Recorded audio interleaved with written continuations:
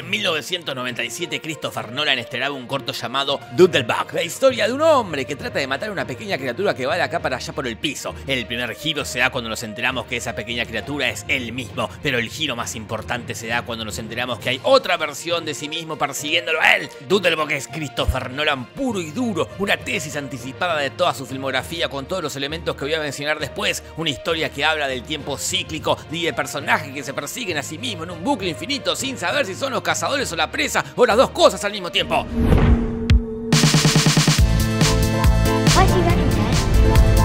Because we have to chase. Why so serious?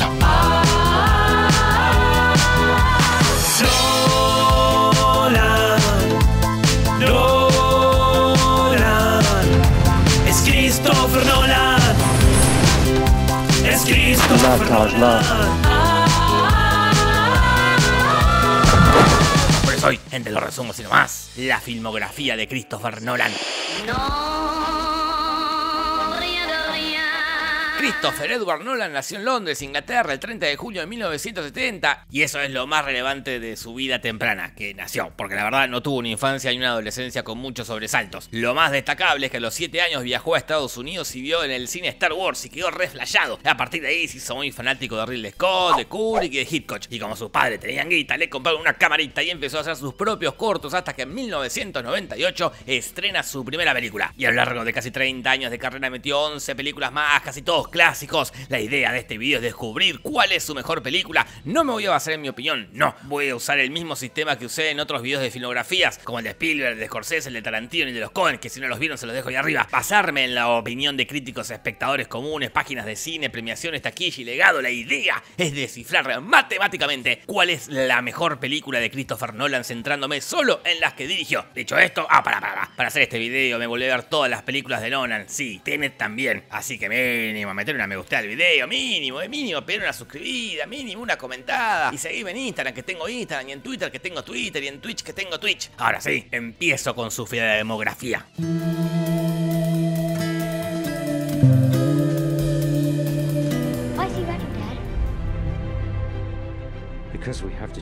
La primera película de Nolan es Following, de 1998, y esta es la primera frase de la película y, por ende, la primera frase de toda la filmografía de Nolan. The following is my explanation.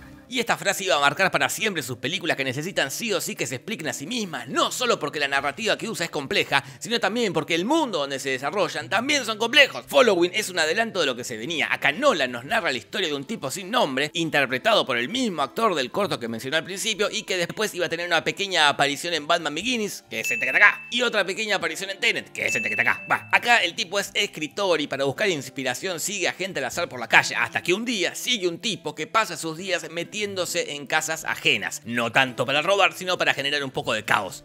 Don't you listen. You take it away. Show them what they have. Cuestión que se vuelven socios y poco a poco el tipo sin nombre se va mimetizando con su compañero ladrón. Pero más tarde voy a hablar de ese recurso de Nolan, de tener un protagonista y un antagonista que son las dos caras de una misma moneda. Porque ahora estoy hablando de la complejidad de las historias y el tiempo, porque Following tiene una narración no lineal, simple, teniendo en cuenta lo que se viene, ¿no? La historia está contada por el protagonista y va y viene en el tiempo para ir tapando los baches que fue dejando en el camino y para darnos al final un plot twist que hace que te caigas de culo, te levantes y te vuelvas a caer. The police think he did something and he didn't. So he needs a decoy. Another likely suspect. Someone caught robbing a place using the same way he does it. His methods. His methods. Esto, una pavada comparado con su segunda película, Memento. Qué buena película, Memento. Memento cuenta una historia simple, un tipo que tiene que encontrar al asesino de su esposa. Nolan lo complejiza un poco, haciendo que el tipo en cuestión no tenga memoria a corto plazo. O sea, se acuerda hasta un punto de su vida, cuando mataron a su esposa, y a partir de ahí ya no puede generar nuevos recuerdos. Entonces, toda la investigación que va haciendo se la tiene que anotar o hacerse tatuajes para no olvidarse. Y si esto ya te parece complejo, esperá, porque Nolan decide contarnos la historia de atrás para adelante. La historia empieza cuando el tipo mata al asesino de su germo y de ahí arranca para atrás contándonos cómo llegó a esa conclusión. Y si eso ya te parece demasiado complejo, esperá, porque Nolan decide contar al mismo tiempo el pasado del protagonista, y esa línea temporal sí se cuenta de adelante para atrás y en blanco y negro. Hay un video muy bueno y muy raro de Nolan explicando esta línea de tiempo. This stuff is the black and white stuff. this is color, and this is running backwards as a series of jumps. And what we do is we cut between the two the whole way through. So we alternate scene here, scene there, scene there, scene there, scene there, scene there, and they meet towards the end of the film. Esta no linealidad no solo está presente en la estructura narrativa de Memento, sino también en el objetivo del personaje. Al final de la película, o sea, al principio de la historia, nos enteramos que el asesino no es en realidad el verdadero culpable del asesinato, es un culpable que se inventó el protagonista para darle un sentido a su vida. En el final de Dark Knight, Batman no escapa porque lo persiguen, escapa para que lo persigan. Leonard no investiga porque quiere atrapar al culpable, inventa un culpable para poder investigar. Do I lie to myself to be happy? In your case, Teddy. Yes, I will. A pesar de este quilombo, la película es completamente entendible. Obviamente tienen que prestar un poco de atención, pero esta complejidad es amable con el espectador y un poco menos amable fue con su quinta película, The Prestige, que de hecho la primera frase de la película es esta. Are you watching closely? En The Prestige, Nolan nos cuenta la historia de dos magos que viven uno a la sombra del otro y que solo piensan en superarse hasta que esa opción termina pésimo. Which knot did you tie, Warden? I don't know.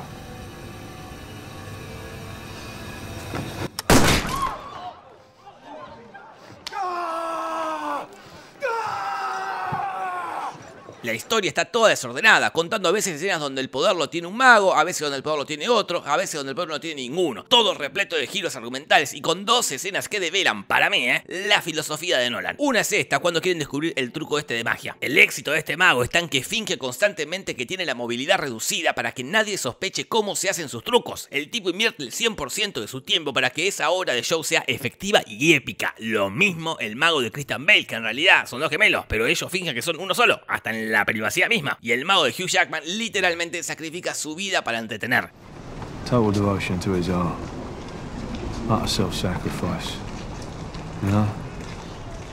It's the only way to escape all this. You know? Y la otra escena es la de Michael Caine cuando explica cómo funciona un truco de magia. The first part is called the pledge. The magician shows you something ordinary. He is the one. Kill him. Well, my dad was a farmer. The second act is called the turn. The magician takes the ordinary something and makes it do something extraordinary. Well, that's the thing. I have this condition, and I have no short-term memory. I know who I am. I know all about myself. Since my injury, I can't make new memories. Morse. Yeah. Dots and dashes used. I know what Morse code is, Murph. I just don't think your bookshelf's trying to talk to you. Every magic trick has a third act. The hardest part. The part we call the prestige. We found him, you killed him. But you didn't remember. So I helped you. Start looking again. Looking for the guy you already killed. Translate the data into Morse and feed it to me. Translating data to Morse. Para Nolan no basta con que una película vaya de atrás para adelante, también tiene que tener una historia que vaya de adelante para atrás. No basta con que Inception ya sea de por sí un quilombo, también tiene que estar contada de forma no lineal. No basta con que Durkin cuente 3 historias que transcurren una en una semana, una en un día y otra en una hora. También las 3 tienen que transcurrir al mismo tiempo y con personajes repetidos. Para Nolan la complejidad nunca es suficiente porque no quiere darle al espectador solamente 2 horas de entretenimiento, quiere darte una experiencia cinematográfica para que el espectador salga del cine pensando ¿qué mierda acaba de pasar? Y tenga que volver a ver la película para terminar de atar todos los cabos. A veces esa complejidad es mentirosa. Es solamente un enredo narrativo que hace que pienses que no entendiste, pero que en realidad entendiste porque es una pelotudez y como no querés admitir que es una pelotudez, preferís creer que no entendiste y si otra persona te dice que es una pelotudez, le vas a gritar en la cara, pasa que no entendiste. Pero ahora me enfoco en las verdaderamente complejas que te dejan debatiendo, como el trompito de Inception. Memento fue el primer hitazo de Nolan. No solo recaudó una buena cantidad de guita, sino que también lo puso en la mira de las grandes productoras y hasta tuvo nominaciones en premios importantes, entre los que destaco una nominación a los Golden Globe a Mejor Película, y eso equivale un punto en la carrera por encontrar su mejor película. No ganó nada acá con los Golden Globe, ni menos con los Oscar, pero no importa porque las nominaciones ya de por sí le dieron visibilidad y por eso Warner lo contrata por primera vez para dirigir una película. Así que ahora vamos a hablar de Insomnia y los protagonistas de Nolan.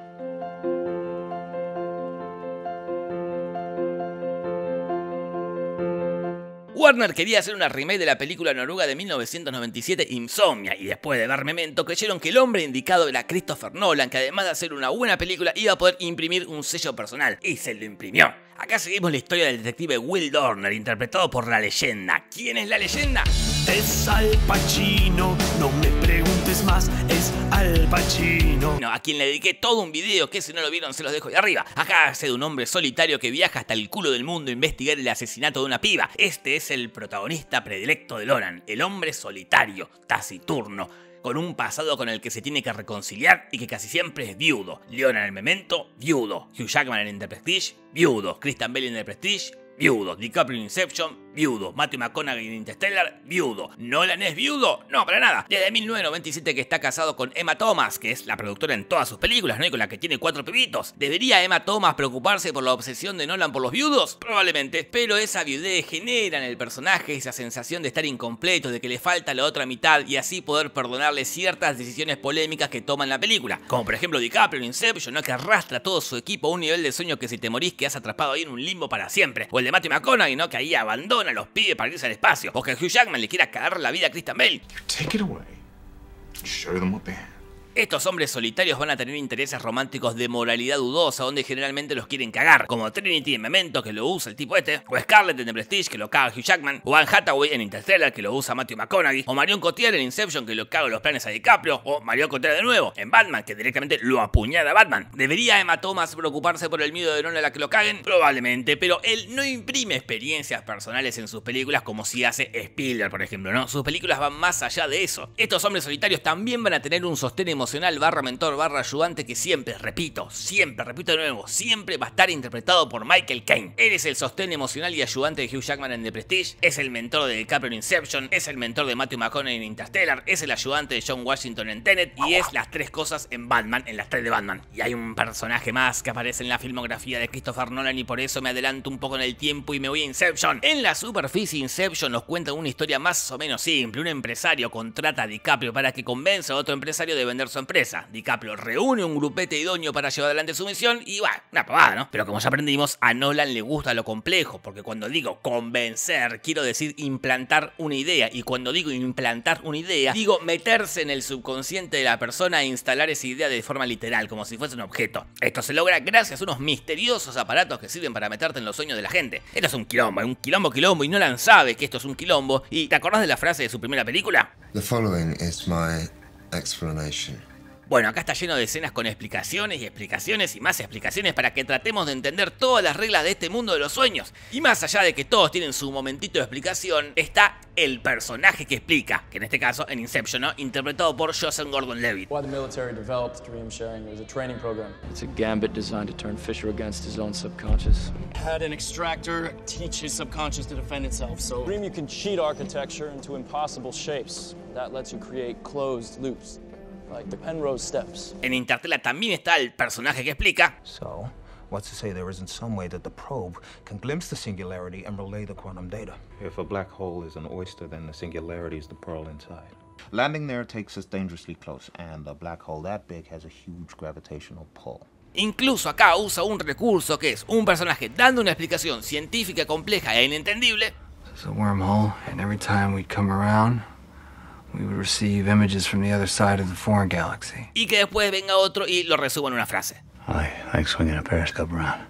Y ya que estoy hablando de Inception, hay que darle un punto porque tuvo una nominación en los Oscar a Mejor Película. Otro punto más por la nominación que tuvo también a Mejor Película en los Golden Globe. Y otro más porque Inception es la película más premiada de Nolan, con aproximadamente 38 premios alrededor del mundo y en diferentes categorías. Así que, punto. Y como dije antes, los héroes y los villanos de las películas de Nolan suelen ser las dos caras de una misma moneda. Personajes que, aunque contrapuestos, son bastante similares o tienen una misma ideología o incluso los mismos objetivos o incluso dependen del otro para existir. Y esto se ve bien en la siguiente película de Nolan, en la cuarta, donde Warner le da la gran oportunidad de su vida, poniéndolo a dirigir la película del hombre solitario más hombre y más solitario del cine, y así pegue el gran salto a la fama.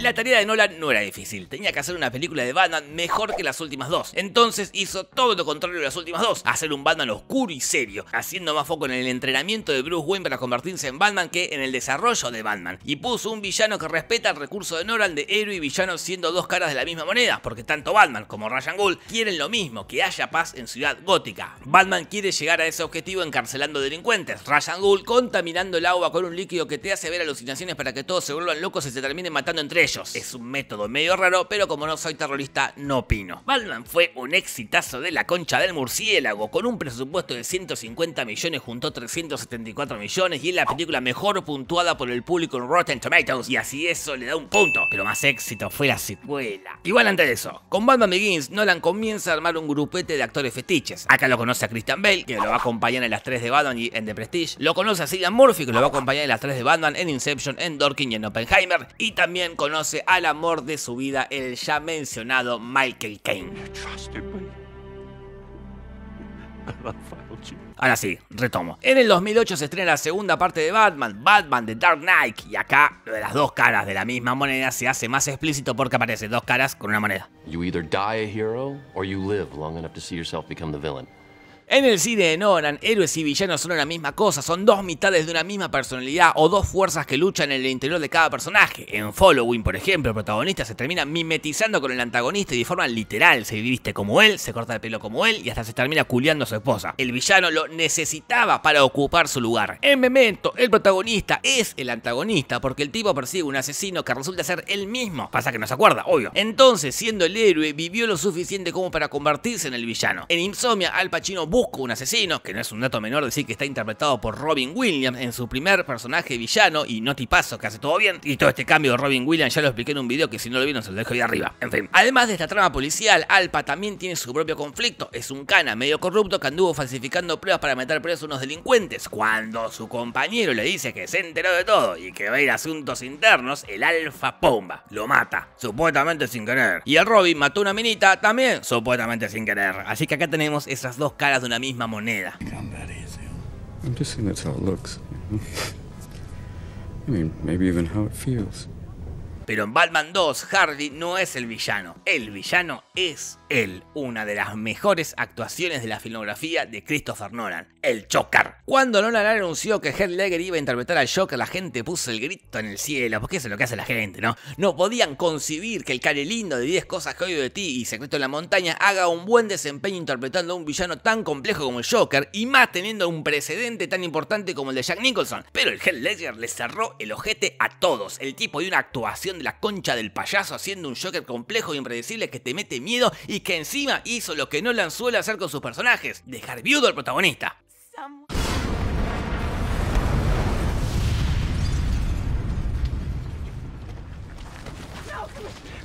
Inspirado un poco en Fuego contra Fuego, una de las películas favoritas de Nolan, acá vuelve a poner cara a cara a su protagonista y a su villano para que descubran que no son tan distintos y que podrían ser dos mitades de una misma cosa. Y acá agárrense de su cuñada porque The Dark Knight se va a llevar casi todos los puntos, Es la que tiene el puntaje más alto en Letterboxd, es la que tiene el puntaje más alto en IMDb, es la que tiene el puntaje más alto de los críticos en Rotten Tomatoes y la que tiene el puntaje más alto del público en Rotten Tomatoes, empatando con Batman Begins. Y también fue la elegida por los críticos en una encuesta de IGN. ¡Tomá! The Dark Knight tiene todas las chances de ser la mejor película de Nolan, pero hay una que capaz le da pelea, que es la que hizo después, su séptima película y la que inaugura lo que yo llamo el problema de Nolan.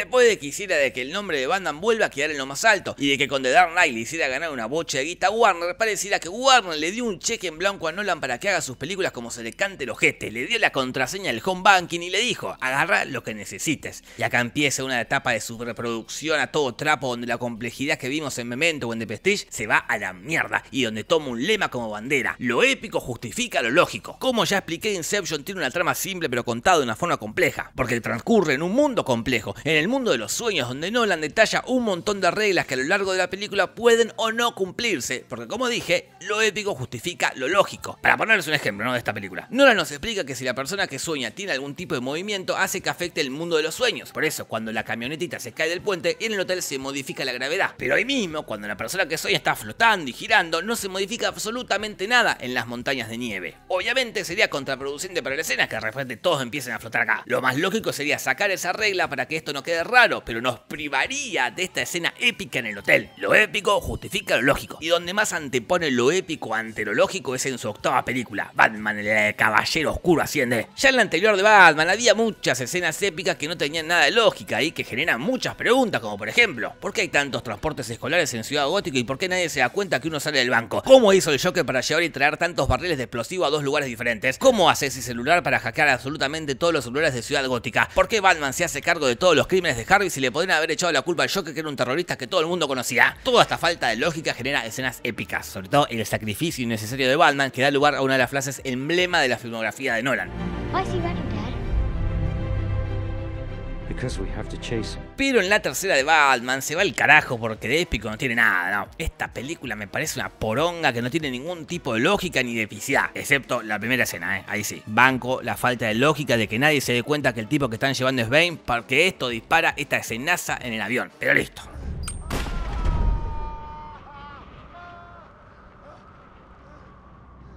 Está lleno de videos resaltando las incoherencias de esta película, así que no voy a perder tiempo en eso. Pero, ¿cómo hizo Batman para curarse de una columna rota en el fondo de un pozo con un médico que lo único que hizo fue colgarlo de una soga? ¿Cómo poronga hace Batman para viajar del culo del mundo a esta ciudad gótica si no tenía plata, teléfono, documentos? ¿Cómo hizo para entrar si estaba toda la ciudad sitiada y encima caminando como si nadie justo donde estaba Gatúbela? ¿Cómo hizo Batman para sobrevivir a la bomba si cuando faltaban 5 segundos para que explote todavía estaba en el avión? ¿Por qué nadie se da cuenta que Bruce Wayne es Batman si desaparecieron en el mismo día y por la misma cantidad de años y aparecieron en el mismo día y murieron el mismo día? Pero este no es el problema de Nolan, no. El problema de Nolan aparece en su siguiente película, Interstellar. Interstellar nos narra la historia de Matthew McConaughey, que tiene una cara como si hubiese tomado 3 frascos de Rivotril, que es un granjero común y corriente que vive con su familia en un mundo casi al borde del desastre. Siguiendo unas coordenadas que aparecen en el polvo, llega a una base de la NASA y lo contratan para ir al espacio a buscar un nuevo planeta para vivir. Simple en la trama, rebuscado un poco en la forma de narrarla, pero acá aparece el problema de Nolan. El problema de Nolan son los fanáticos de Nolan. Interstellar es para mí un punto de inflexión en su filmografía porque formó fanáticos entre los que se incluyen críticos y espectadores comunes capaz de defender la película usando de argumento: si no te gustó es porque no la entendiste. Hace un tiempo hice un video de Interstellar donde empecé diciendo que estaba sobrevalorada, ahí todo mal, y después me dediqué a señalar lo que considero incoherente, ahí todo bien. ¿Para qué? ¿Para qué? Estos fueron los comentarios que me dejaron, escuchen. Para los que no saben, esta película fue supervisada por físicos y astrónomos. Casi que se podría decir que la película es una simulación de cómo sería todo. Es más, la película es del 2014 y la imagen del agujero de gusano es igual a la que en el 2019 obtuvieron del agujero negro por primera vez. En resumen, la película es teóricamente cierta. Otro comentario: no sé por qué la ven sobrevalorada. Además fue escrita en base a fundamentos científicos, no es al tuntún. El agujero negro y el agujero de gusano, más allá de ser teorías, están ahí. No lo escribió un loquito fumado. Además, la banda de sonora es sublime y los efectos mameta. La parte que empieza a vagar por el espacio me dejó sin aire. Otro: si ves Q Atlas entenderás mejor a qué se refiere con la trascendencia del amor y las acciones en el tiempo. Eso para ponerla sencilla, porque puedes encontrar toda una filosofía y conceptos tras esto. Ahora el tiempo no es como volver al futuro, eso se creía hace 20 años. La paradoja del abuelo, realmente mediante la física cuántica se están abriendo nuevos caminos, haciendo una analogía. Nosotros en este momento somos un Ptolomeo que creía que la Tierra era el centro del universo, cuando en realidad no era eso. Existen muchas cosas por descubrir. Otro: el 99% de las cosas que pasan en la película son teorías aceptadas por prácticamente toda la comunidad científica. De hecho, Kip Thorne, ganador del Premio Nobel de Física y gran amigo del ya difunto Stephen, colaboró en la película con todos los detalles, incluso él diseñó la forma del agujero negro. Otro: sí, creo que es una de las mejores películas de ciencia ficción de todos los tiempos, casualmente por ser científicamente creíble. Todo lo que se plantea de hecho son teorías científicas de grandes genios como el mismísimo Stephen Hawking, y porque tiene una historia bien narrada y que te atrapa con buenas actuaciones.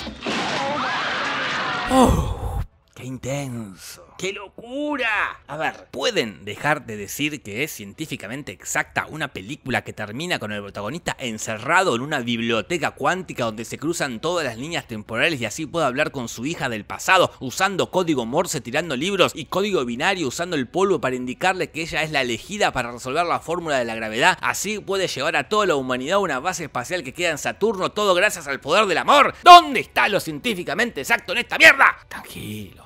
Tranquilo, Jorge, tranquilo, te vas a armar a la presión. Me parece perfecto que amen esta película, de hecho a mí me gusta, pero no usen de argumento que es científicamente exacta porque no lo es, ni tiene que serlo. Es una película de ficción, Volver al Futuro no es ni en pedo científicamente exacta y es un peliculón. Total Recall tampoco científicamente exacta y es un peliculón. Terminator menos que menos, esa es la gracia de la ciencia ficción, que sea ficción. ¿Y saben qué es lo que más bronca me da de todo esto? Que el conflicto principal está en la relación de Matthew McConaughey con la hija. Todo el peso dramático está ahí. El tipo rompe los huevos toda la película con que quiero ver a mi hija, llora todo el día porque quiere ver a la hija, y la hija también llorando porque quiero ver a mi viejo, ¿dónde está mi viejo? Y al final cuando se encuentran, que tendría que ser la escena más emotiva del mundo, la hija le dice, un padre no tiene que ver morir a su hijo, y el tipo se va, toda la película rompiendo las pelotas con el reencuentro, y el reencuentro dura 20 segundos y Matthew McConaughey se va a culiar con Anne Hathaway. Bueno, los motivos son más que aceptables. Desde que existe internet, específicamente Twitter, se llenó de críticos cinematográficos que ya no critican las películas, sino que critican las opiniones de los demás, ya no analizan si Interstellar es buena o mala, analizan las opiniones ajenas para llegar a la conclusión de que si no te gustó sos un pelotudo que no la entendió, o si te gustó es porque sos un snob pretencioso. Christopher Nolan es quien más polarizó la opinión cinematográfica, pero obvio, no es culpa suya, él no está ni enterado de esto, es culpa de sus fanáticos y sus detractores. Ellos son el verdadero problema de Nolan. Parafraseando a Harvey Dent, o mueres siendo un crítico respetado o vives lo suficiente para convertirte en un rompepelotas. Y así, como quien no quiere la cosa, llegamos a las últimas películas de Nolan.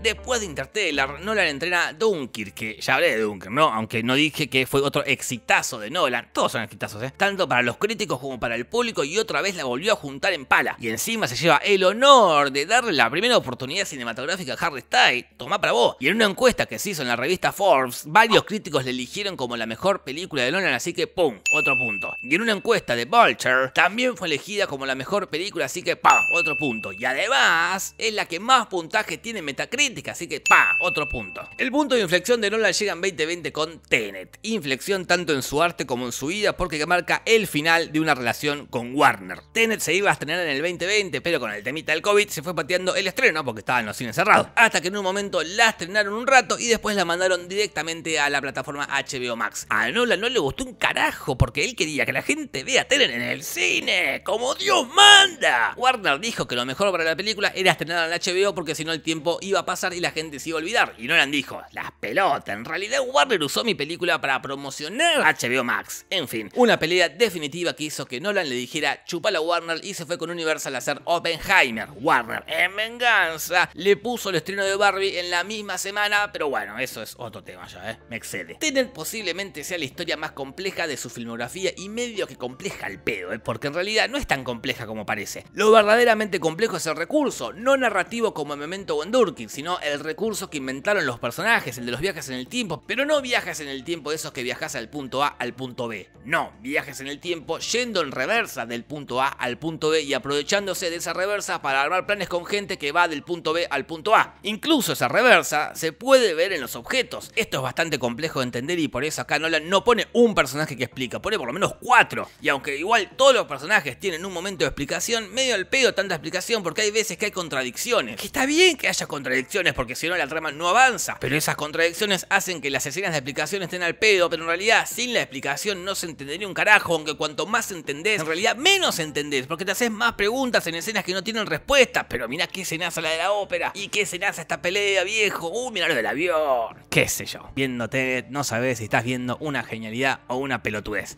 Prefiero creer que es una genialidad y que el pelotudo soy yo. Lo único que puedo asegurar que Tenet es Christopher Nolan puro y duro, una tesis de toda su filmografía con todos los elementos que mencioné antes, una historia que habla del tiempo cíclico y de personajes que se persiguen a sí mismos en un bucle infinito sin saber si son los cazadores o la presa o las dos cosas al mismo tiempo.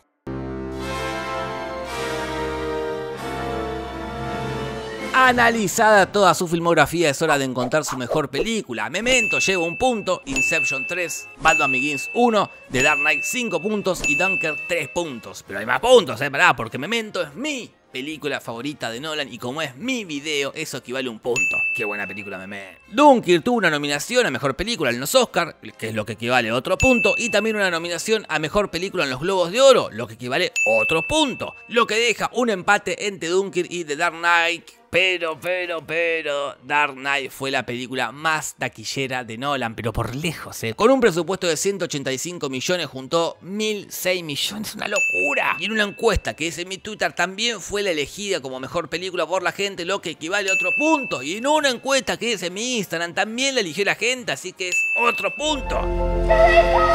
Así que, estén de acuerdo o no, yo no estoy de acuerdo, por ejemplo, las matemáticas han hablado de Dark Knight, se corona como la mejor película de Nolan, elevándose al Olimpo de las películas ganadoras de esta sección junto a Pulp Fiction de Tarantino, Taxi Driver de Scorsese, No Country for Old Men de los Coen y La lista de Schindler de Spielberg. ¡Felicitaciones! Gracias por haber llegado a este punto del video, sé que fue largo, pero no se puede hacer más corto. Dejen en los comentarios otros directores para eventualmente hacer su respectivo análisis y no se vayan de acá sin pegar una me gusteada y una suscribida y una comentada y háganle caso a mi tía Marta. Pégale una suscribida al canal y anda a contarle a tus amigas y amigos.